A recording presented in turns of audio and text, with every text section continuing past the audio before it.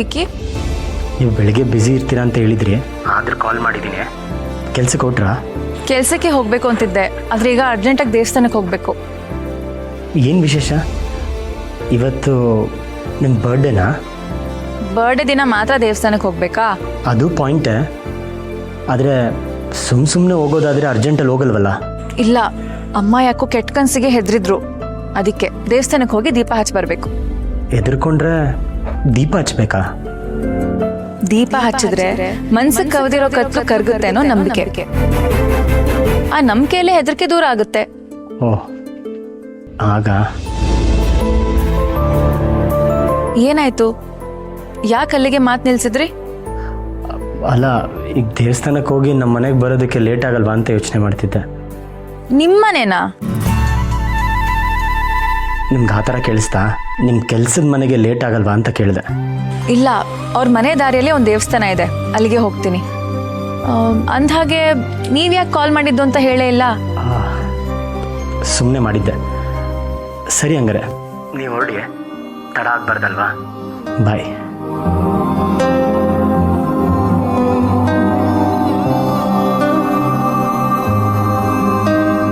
ಮನ್ಸಲ್ಲಿ ಭಯ ಇದ್ದರೆ ದೀಪ ಹಚ್ಬೇಕಾ? ಅಮ್ಮಮ್ಮನ ಜೊತೆ ನನ್ನ ಸಂಬಂಧ ಹಾಳಾಗ್ತಿದೆ ಅಂತ ನನಗೂ ಭಯ ಆಗ್ತಿದೆ. ದೀಪ ಹಚ್ಚಿದ್ರೆ ಅದು ಸರಿ ಹೋಗ್ಬೋದಾ?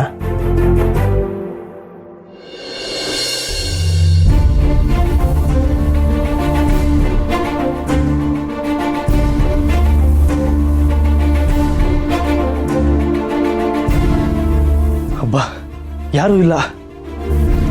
ಮಲ್ಲಿ ದುಡ್ಡನ್ನ ಕೂಡಿಟ್ಟಿರಲೇಬೇಕು. ಎಲ್ಲಿಟ್ಟಿದ್ದಾಳೆ?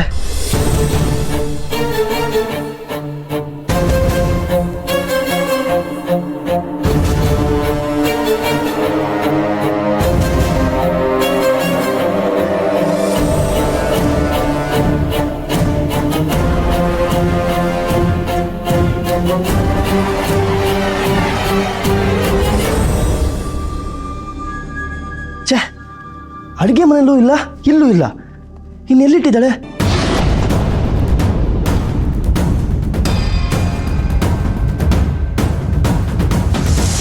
ಇದ್ಯಾವುದಿದು? ಹೊಸ ಉಂಡಿ.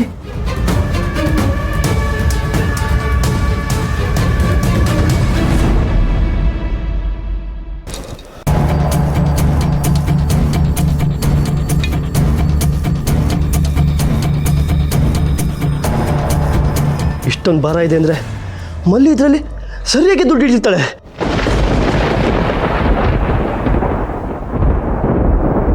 ಅಣ್ಣ,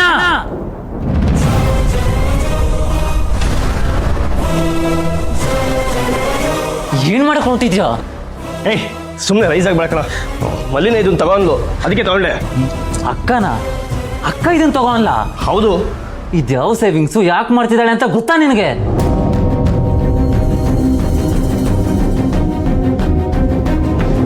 ನಿಧಾನಕ್ಕೆ ಮಾತಾಡೋ. ಮಲ್ಲಿ ಇದನ್ನ ಮನೆ ಖರ್ಚಿಗೆ ಅಂತ ಕೂಡಿಡ್ತಾ ಇದ್ದಾಳೆ. ನಾನು ಈ ಮನೆ ಯಜಮಾನ, ಮನೆ ಸಂಭಾಳಿಸೋಕ್ಕೆ ನನಗೆ ದುಡ್ಡು ಬೇಕಾಗುತ್ತೆ ಕಣೋ, ಅದಕ್ಕೆ ಕೊಟ್ಟಿದ್ದಾಳೆ. ನೀನೇನು ತನಿಖೆ ಮಾಡೋದು? ಸುಳ್ಳು ಹೇಳ್ತಿರೋದು ಅಲ್ದೆ, ಹೇಳ್ತಿರೋ ಸುಳ್ಳು ಅಮ್ಮಂಗೆ ಕೇಳಿಸ್ಬಾರ್ದು ಅಂತ ಬಾಕ್ಲು ಬೇರೆ ಹಾಕಿದ್ಯಾ? ನಾಚಿಕೆ ಆಗಲ್ವಾ ನಿನಗೆ?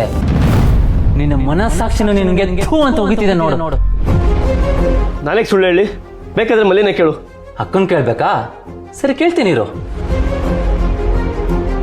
ಅವಳೆ ಕ್ಯಾಕರ್ ಸುಗಿಲಿ. ಅಣ್ಣನ ಮೇಲೆ ನಿನ್ಗಿಷ್ಟನ ನಂಬಿಕೆ ಇರೋದು? ನನ್ನ ಹೆಸರು ವಿಶ್ವಾಸ್ ಕಣೋ. ನೀನು ನನ್ನನ್ನು ನಂಬಕ್ ಸಾಧ್ಯನೇ ಇಲ್ಲ. ಕಣ್ಣೆದುರಿಗೇನೆ ಈ ದುಡ್ಡನ್ನ ಎತ್ತಕ್ಕೆ ಹೋಗಿದ್ಯಲ್ಲ ಅಕ್ಕ, ಇದನ್ನ ಎಷ್ಟು ಪ್ರೀತಿಲಿ ಎಷ್ಟು ಕಷ್ಟಪಟ್ಟು ಸೇವ್ ಮಾಡ್ತಿದ್ದಾಳೆ ಗೊತ್ತಾ ನಿನಗೆ? ಕಷ್ಟ ಕಾಲಕ್ಕೆ ಅಂತಾನೆ ಕಷ್ಟಪಡ್ತಿರೋದಲ್ವಾ? ನನಗೆ ಕಷ್ಟ ಇದೆ, ಅದಕ್ಕೆ ಉಪಯೋಗಿಸ್ಕೊತಿದ್ದೀನಿ. ಅದಕ್ಕೆ ಏನು ಇವಾಗ? ಅಕ್ಕ ಇದ್ರಲ್ಲಿ ದುಡ್ಡು ಕೂಡ ಆಗ್ತಾ ಇರೋದೇ ನಿನ್ ಮಗುಗೋಸ್ಕರ. ಅದನ್ನೇ ಎತ್ಕೊಂಡು ಹೋಗಕ್ ನೋಡ್ತಿದ್ಯಲ್ಲ, ಮನುಷ್ಯನೇ ನೀನು? ಇಷ್ಟು ಬೇಗ ಬಂದಿದೆಯಲ್ಲಮ್ಮ, ಇನ್ನ ಅರ್ಚಕ್ರೇ ಬಂದಿಲ್ಲ. ಪರವಾಗಿಲ್ಲಮ್ಮ, ತುಪ್ಪ ದೀಪ ಹಚ್ಚಕ್ಕೆ ಬಂದೆ. ಹೋಗು.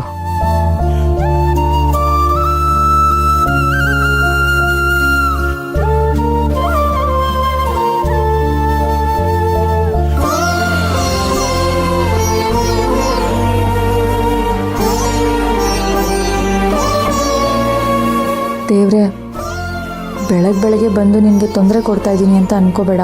ಅಮ್ಮ ಎಷ್ಟು ಹೆದರಿದಾಳೆ ಅಂತ ನೀನೇ ನೋಡಿದ್ಯಲ್ವಾ. ತುಪ್ಪದ ದೀಪ ಹಚ್ಚಿದ್ರೆ ಅವಳಿಗೇನೋ ಒಂದು ಸಮಾಧಾನ ಸಿಗುತ್ತೆ.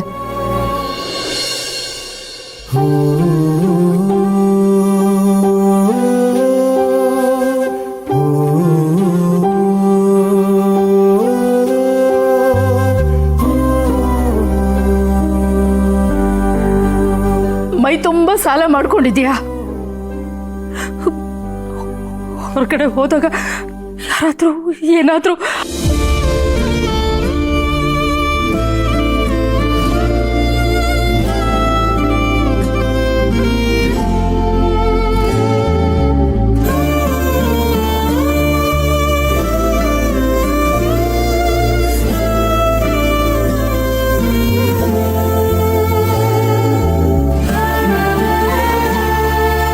ಅಮ್ಮನಿಗೆ ನನ್ನ ಮೇಲಿರೋ ಅಸಮಾಧಾನಕ್ಕೆ ಈಗಾಗಲೇ ಎಷ್ಟೋ ನಿದ್ದೆಗೆಟ್ಟಿದ್ದಾಳೆ. ಈಗ ಮತ್ತೆ ಈ ಥರ ಕೆಟ್ಟ ಕನಸೆಲ್ಲ ಬಿದ್ದು ಅವಳು ನೆಮ್ಮದಿ ಹಾಳಾಗದೇ ಇರೋ ಹಾಗೆ ನೀನೇ ನೋಡ್ಕೋಬೇಕು. ನಿನ್ನನ್ನೇ ನಂಬಿದ್ದೀನಿ.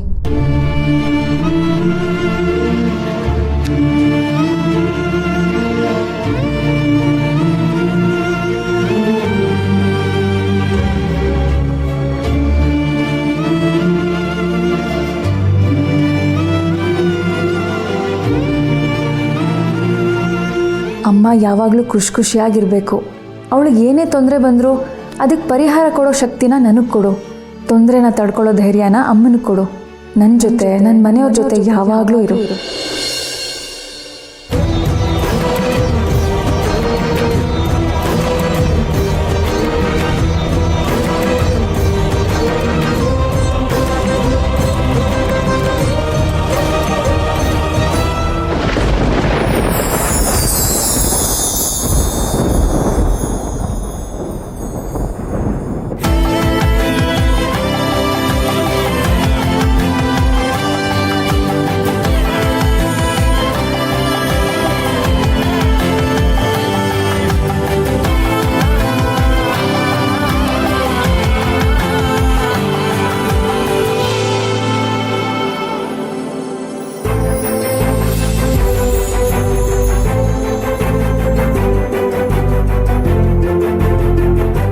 ದೀಪ ಎಲ್ಲ ಆರೋಗುತ್ತೋ ಅಂತ ಹೆದರಿದ್ದೆ. ನಾನಿದ್ದೀನಲ್ಲ. ಆಹಾ ಎಂತ ಜೋಡಿ, 100 ಕಾಲ ಹೀಗೆ ಇರಿ.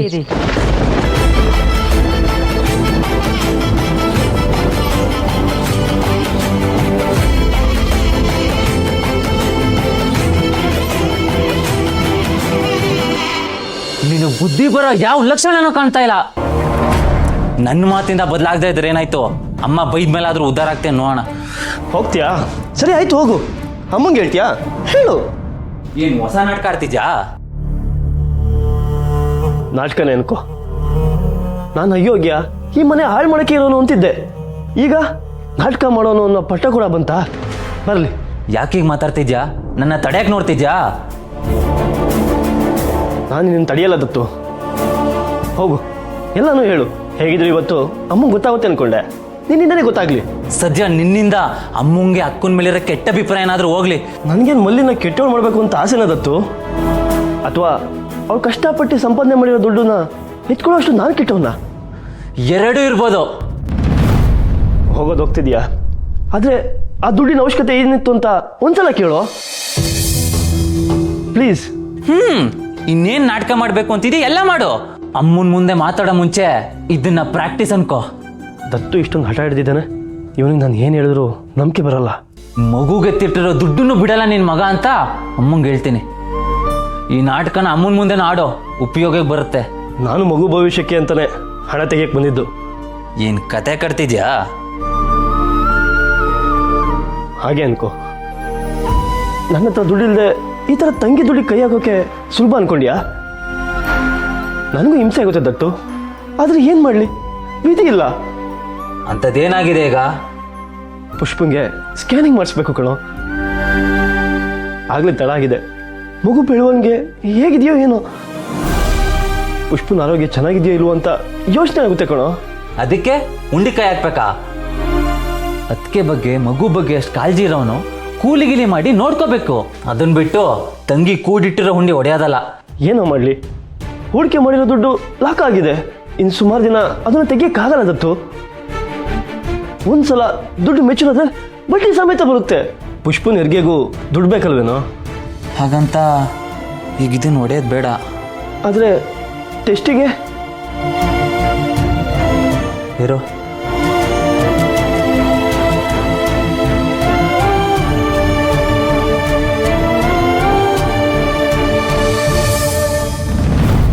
ತಗೋ, ಇದರಲ್ಲಿ 5,000 ಇದೆ.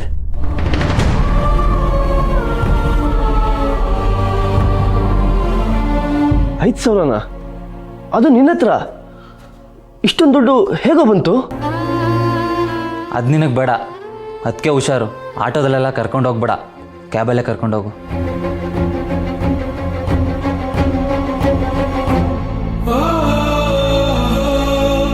ನೀನು ನನಗೆ ದುಡ್ಡು ಕೊಡ್ತಿದೀಯ ಅಂದರೆ ನನಗೆ ನಂಬಕ್ಕೆ ಆಗ್ತಿಲ್ಲ ಕಣೋ. Thank you so much. ನಾನು ಇದನ್ನೆಲ್ಲ ಮಾಡಿದ್ದು ನಿನಗೋಸ್ಕರ ಅಲ್ಲ, ಅದಕ್ಕೆಗೋಸ್ಕರ.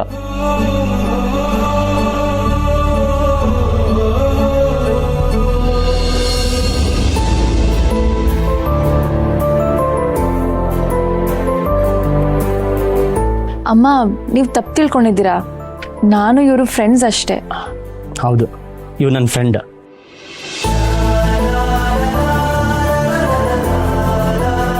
ವಿಕ್ಕಿ, ನೀವೇನಿಲ್ಲಿ?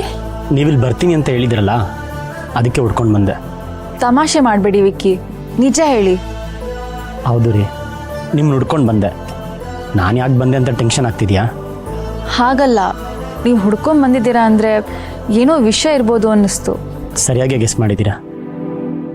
ನೀವಾಗಲೇ ದೀಪ ಹಚ್ಚಿದ್ರೆ ಹೆದರಿಕೆ ಕಡಿಮೆ ಆಗತ್ತೆ ಅಂತ ಹೇಳಿದ್ರಲ್ಲ. ದೇವಸ್ಥಾನಕ್ಕೆ ಹೋಗಿ ದೀಪ ಹಚ್ಚಿ ಬರಬೇಕು. ಹೆದರ್ಕೊಂಡ್ರೆ ದೀಪ ಹಚ್ಬೇಕಾ? ದೀಪ ಹಚ್ಚಿದ್ರೆ ಮನ್ಸಿಗೆ ಕವದಿರೋ ಕತ್ಲು ಕರಗುತ್ತೆ ಅನ್ನೋ ನಂಬಿಕೆ. ಅದಕ್ಕೆ ನಾನು ದೀಪ ಹಚ್ಚೋಣ ಅಂತ ಬಂದೆ. ಹೆದರೋ ಅಂಥದ್ದೇನಾಯಿತು? ಅಜ್ಜಿ ವಿಷಯ. ಇತ್ತೀಚೆಗೆ ಮನೇಲಿ ಆಗ್ತಿರೋ ವಿಷಯ ನೋಡಿದ್ರೆ ಭಯ ಆಗ್ತಿತ್ತು ಮಂಡಿ. ಎಲ್ಲಿ ನನ್ನ ಅಜ್ಜಿ ನಂಬಿಕೆನ ಕಳ್ಕೊಬಿಡ್ತೀನೋ, ಅವರಿಗೆ ನನ್ನ ಮೇಲಿರೋ ಸಿಟ್ಟು ಕಡಿಮೆ ಆಗಲ್ವಾ ಅಂತ ಟೆನ್ಷನ್ ಆಗ್ತಿದೆ.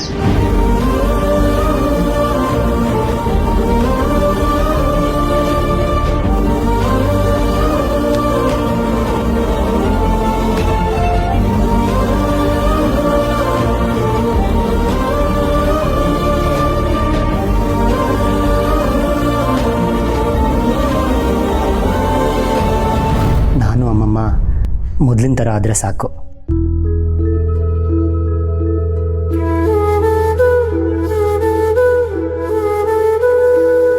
ಭಯ ಆಗ್ತಾ ಇದೆ ಅಂತ ಇದ್ದೀರಾ? ಹಾಗಿದ್ಮೇಲೆ ನೀವೇ ಒಂದು ಹೆಜ್ಜೆ ಮುಂದೆ ಇಟ್ಟು ನಿಮ್ಮ ಅಜ್ಜಿನ ಮಾತಾಡ್ಸ್ಬೋದಲ್ವಾ? ಆಗಿದ್ದಕ್ಕೆ ಕ್ಷಮೆ ಕೇಳ್ಬೋದಲ್ವಾ? ಕ್ಷಮೆ ಕೇಳಿದ್ರೆ ನಮ್ಮದೇ ತಪ್ಪು ಅಂತ ಆಗತ್ತೆ. ಆಮೇಲೆ ಅಜ್ಜಿನೂ ಅದನ್ನೇ ನಂಬ್ತಾರೆ. ಅವ್ರ ತಪ್ಪು ಅವರಿಗೆ ಗೊತ್ತಾಗಲ್ಲ. ಆಗಿರೋ ಮಾತುಕತೆ ಏನೇ ಇರ್ಬೋದು, ಅದು ಸರಿನೇ ಇರ್ಬೋದು. ಆದರೆ ಮಾತಾಡಿರೋ ವಿಧಾನ ತಪ್ಪು ಅಂತ ನಿಮಗೆ ಅನ್ಸಿದೆಯಲ್ವಾ? ಅನ್ಸಿದೆ. ಹಾಗಾದ್ರೆ ಆ ತಪ್ಪಿಗೆ ಕ್ಷಮೆ ಕೇಳೋದು ಸರಿನೇ ಅಲ್ವಾ? ಆದರೆ ನೀವು ಆದ್ರೆ ಹೋದ್ರೆ ಅನ್ಕೊಂಡು ದೂರನೇ ನಿಂತ್ಬಿಟ್ಟಿದ್ದೀರಾ. ಹೀಗೆ ಆದ್ರೆ ನಿಮ್ಗೆ ಗೊತ್ತಿಲ್ಲದೆ ನಿಮ್ಮಿಬ್ಬರ ಮಧ್ಯೆ ಒಂದು ದೊಡ್ಡ ಗೋಡೆನೇ ಎದ್ಬಿಡುತ್ತೆ. ಆಮೇಲೆ ಅದು ನೋಡಿಯೋಕೆ ತುಂಬಾ ಕಷ್ಟ ಆಗುತ್ತೆ. ಯೋಚನೆ ಮಾಡಿ ವಿಕ್ಕಿ. ನಮ್ಮಿಬ್ಬರ ಮಧ್ಯೆ ಆಗಿರೋ ಮನಸ್ತಾಪ ಸಣ್ಣದಲ್ಲ ಮಲ್ಲಿ. ಮೊದಲು ನಿಮ್ಮ ಜಗಳ ಮನಸ್ತಾಪನೆಲ್ಲ ಪಕ್ಕಕ್ಕಿಟ್ಟು ನೋಡಿ. ನಿಮ್ಮ ಅಜ್ಜಿ ಸಂಬಂಧದ ಮುಂದೆ ಉಳ್ದಿದ್ದೆಲ್ಲ ಸಣ್ಣದು ಅಂತ ನಿಮ್ಗೆ ಅನ್ಸುತ್ತೆ.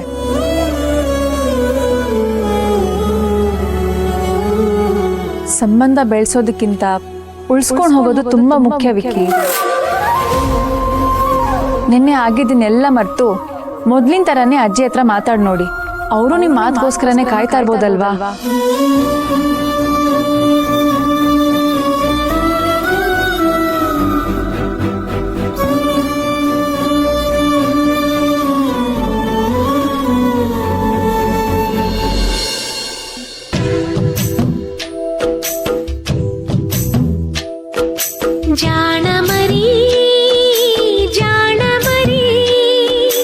पापु मरी पाचु मरी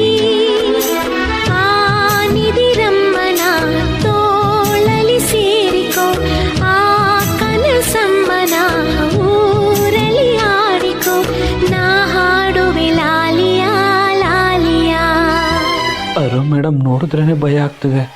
ಅಕಸ್ಮಾತ್ ಏನಾದರೂ ಸಿಗಾಕೊಂಡ್ರೆ ಅಷ್ಟೇ ನನ್ನ ಕತೆ. ಕಣ್ಣು ಬಿಡೋದ್ರೊಳಗಡೆ ವಿರಾಜಣ್ಣ ಹೇಳಿರೋ ಕೆಲಸ ಮುಗಿಸ್ಕೊಂಡು ಹೊರಟು ಬಿಡಬೇಕು.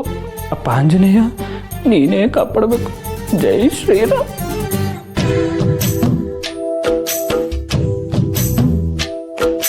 ಜಾಣ ಮರಿ ಪಾಪು ಮರಿ ಪಾಚು ಮರಿ ನಿಧಿರಮ್ಮನ ತೋಳಲಿ ಸೇರಿಕೋ, ಆ ಕನಸಮ್ಮನ ಊರಲಿ ಆಡಿಕೋ, ನಾ ಹಾಡುವೆ ಲಾಲಿಯ.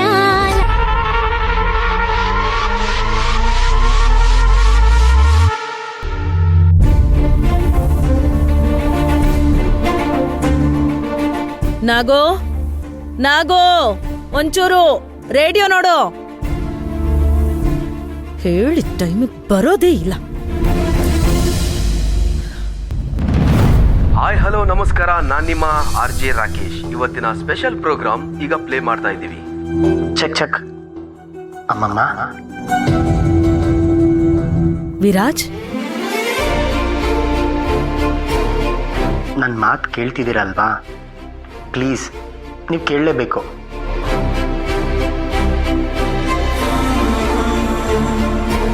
ಮಾತಾಡೋಕ್ಕೆ ತುಂಬ ಇದೆ. ನಿಮ್ಮ ಮುಂದೆ ಬಂದು ನಿಂತ್ರೆ ಮತ್ತೆ ಜಗಳ ಆಡ್ತೀವಿ ಅಂತ ಭಯ. ನಿಮ್ಮ ಜೊತೆ ಮಾತಾಡಿದೆ, ಕಣ್ಣಲ್ಲಿ ಕಣ್ಣಿಟ್ಟು ನೋಡಿದೆ, ತರಲೆ ಮಾಡಿದೆ. ಎಷ್ಟು ದಿನ ಆಯಿತು ಗೊತ್ತಾ? ನಾನು ನಿಮ್ಮನ್ನು ತುಂಬ ಮಿಸ್ ಮಾಡ್ಕೋತಾ ಇದ್ದೀನಿ. ನೀವು ನನ್ನನ್ನು ಮಿಸ್ ಮಾಡ್ಕೋತಿಲ್ವಾ? ಮತ್ತೆ ನಾನು ಯಾಕೆ ನಿಮ್ಮ ಹತ್ರ ಮಾತಾಡ್ತಿಲ್ಲ ಅಂತ ಕೇಳಬೇಕಿತ್ತು ತಾನೆ? ನಾನು ಕಿವಿ ಹಿಂಡಿ ಮಾತಾಡು ಅಂತ ಹೇಳಬೇಕಿತ್ತು. ಅಮ್ಮಮ್ಮ, ನಿಮಗೆ ನನ್ನ ಮೇಲೆ ಸಿಟ್ಟು ಕಡಿಮೆ ಆಗಿದೆಯಾ? ನಿಮ್ಮ ಕೋಪನ ಕಡಿಮೆ ಮಾಡೋಕ್ಕೆ ಒಂದು ಸಣ್ಣ ಪ್ರಯತ್ನ ಮಾಡ್ತಿದ್ದೀನಿ. ನಿಮ್ಮ ಮನಸ್ಸಲ್ಲಿ ಏನಿದೆ ಅಂತ ಗೊತ್ತಾಗ್ತಿಲ್ಲ. ಪ್ಲೀಸ್ ಅಮ್ಮಮ್ಮ, ಐ ಆಮ್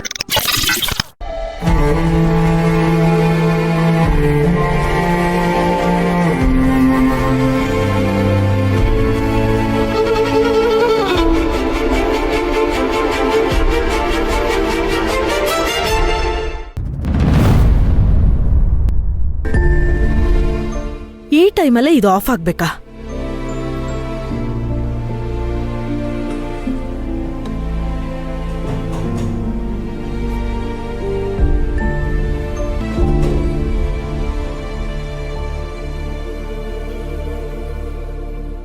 ಸಾರಿ ಅಮ್ಮಮ್ಮ.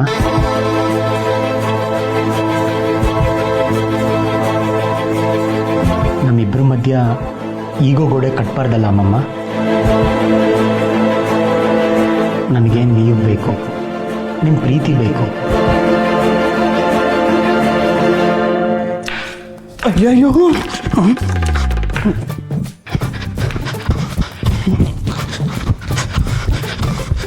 ಈ ನಾಗೋಣ ಏನಾಗಿದೆ ನಿಂಗೆ? ಯಾಕೆ ಹಿಂಗೆ ಆಡ್ತಾ ಇದ್ದೀರಾ? ಕುಕ್ತಂಗಿ, ಇಬ್ಬರ ಜಗಳ ಮೂರನೇವ್ರಿಗೆ ನರಕ ಅನ್ನೋ ಗಾದೆ ಕೇಳಿದ್ಯಾ? ಅದು ಮೂರನೇವರಿಗೆ ಲಾಭ ಅಲ್ವಾ? ನನ್ನ ನೋಡಿ ಚೇಂಜ್ ಮಾಡಿದ್ದಾರೆ. ಅವರು ಮೇಡಮು ಮತ್ತೆ ವಿರಾಜಣ್ಣ ಜಗಳ ಮಾಡ್ಕೊಂಡಿದಾರಲ್ಲ. ಹೌದಾ? ಹೋಗಿ ಹೋಗಿ ನಾನು ನಿನಗೆ ಹೇಳ್ತಿದ್ದೀನಲ್ಲ, ಈ ಮನೇಲಿ ಏನು ನಡೀತು ಅನ್ನೋದೇ ಗೊತ್ತಿರಲ್ಲ ನಿನಗೆ. ಈಗ ನೀವು ಮತ್ತೆ ಗಾಸಿಪ್ ಮಾಡಕ್ ನೋಡ್ತಿದ್ರೆ ನಾನು ಆಟಕ್ಕಿಲ್ಲ. ಅದು ಕೆಟ್ಟ ಗಾಚಿಪ್ಪಲ್ಲ ಕುಕ್ತಂಗಿ, ಒಳ್ಳೆ ಗಾಚಿಪ್ಪು. ಏನು ಅವ್ರು ಜಗಳ ಮಾಡಿದ್ದ? ಅಲ್ಲ, ಮಾತಾಡ್ಸಿರೋದು. ವಿರಾಜಣ್ಣ ಅರು ಮೇಡಮ್ ಹತ್ರ ಕ್ಷಮೆ ಕೇಳ್ತಿದ್ದಾರೆ, ಗೊತ್ತಾ? ಕ್ಷಮೆನಾ? ಹೌದು, ನಮ್ ವಿರಾಜಣ್ಣ ಹಾಗೆ ಅರು ಮೇಡಮ್ ಹತ್ರ ಮಾತು ಬಿಟ್ಟು ಅವ್ರಿಗೆ ಇರೋದಕ್ಕೆ ಆಗೋದಿಲ್ಲ. ಅದಕ್ಕೆ ಕಷ್ಟ ಆದ್ರೂ ಕ್ಷಮೆ ಕೇಳ್ತಿದ್ದಾರೆ. ಆಗಿದ್ದಕ್ಕೆ ಕ್ಷಮೆ ಕೇಳ್ಬೋದಲ್ವಾ? ಕ್ಷಮೆ ಕೇಳಿದ್ರೆ ನಂದೇ ತಪ್ಪು ಅಂತ ಆಗತ್ತೆ. ಆಮೇಲೆ ಅಜ್ಜಿನೂ ಅದನ್ನೇ ನಂಬ್ತಾರೆ. ನಿನ್ನೆ ಆಗಿದ್ದನ್ನೆಲ್ಲ ಮರ್ತು ಮೊದ್ಲಿನ ಥರನೇ ಅಜ್ಜಿ ಹತ್ರ ಮಾತಾಡಿ ನೋಡಿ. ಅವರು ನಿಮ್ಮ ಮಾತುಗೋಸ್ಕರನೇ ಕಾಯ್ತಾ ಇರ್ಬೋದಲ್ವಾ? ಅವರು ಇವತ್ತೇ ಕ್ಷಮೆ ಕೇಳ್ತಾ ಇದ್ದಾರಾ? ಅದು ಅಜ್ಜಿ ಹತ್ರ. ಇನ್ಯಾರು ಕ್ಷಮೆ ಕೇಳ್ತಿದ್ದಾರೆ? ವಿಕ್ಕಿ.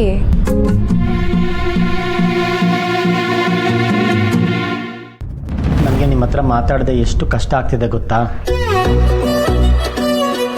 ಇಷ್ಟು ಕಷ್ಟ ಆಗ್ತಿದೆ.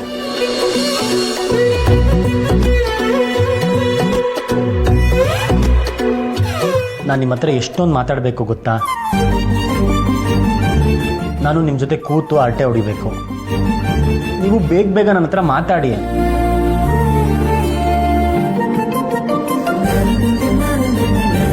ಈ ಥರ ನಾನು ಒಬ್ಬನೇ ಮಾತಾಡ್ತಿದ್ರೆ ಗಂಟ್ಲು ಒಣಗತ್ತೆ ಅಷ್ಟೇ.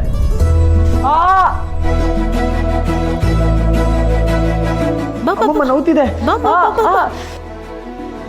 ಏ ತರ್ಲೆ, ಅದ್ ಯಾವಾಗ್ಲೂ ನನ್ ರೂಮಲ್ಲಿ ಬಂದ್ ಸೇರ್ಕೊಂಡೆ.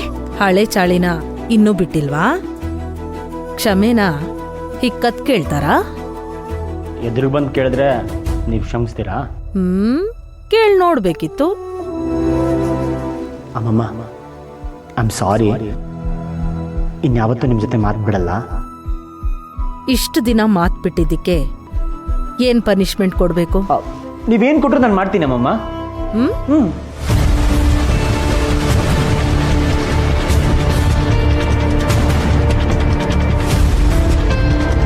ಇನ್ಯಾವುದೇ ಕಾರಣಕ್ಕೂ ಇನ್ ಮುಂದೆ ನನ್ನ ಜೊತೆ ಮಾತ್ ಬಿಡಬಾರ್ದು.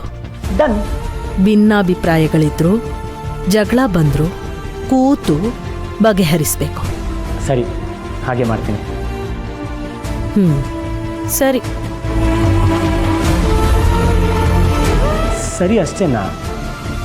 ಅಂದರೆ ನೀವು ನನ್ನ ಕ್ಷಮಿಸಿದ್ರಾ ಅಥವಾ ಬರೀ ಸಾರಿ ಅಕ್ಸೆಪ್ಟ್ ಮಾಡಿದ್ರಾ? ನಾನಂತೂ ಕ್ಷಮಿಸಲ್ಲ.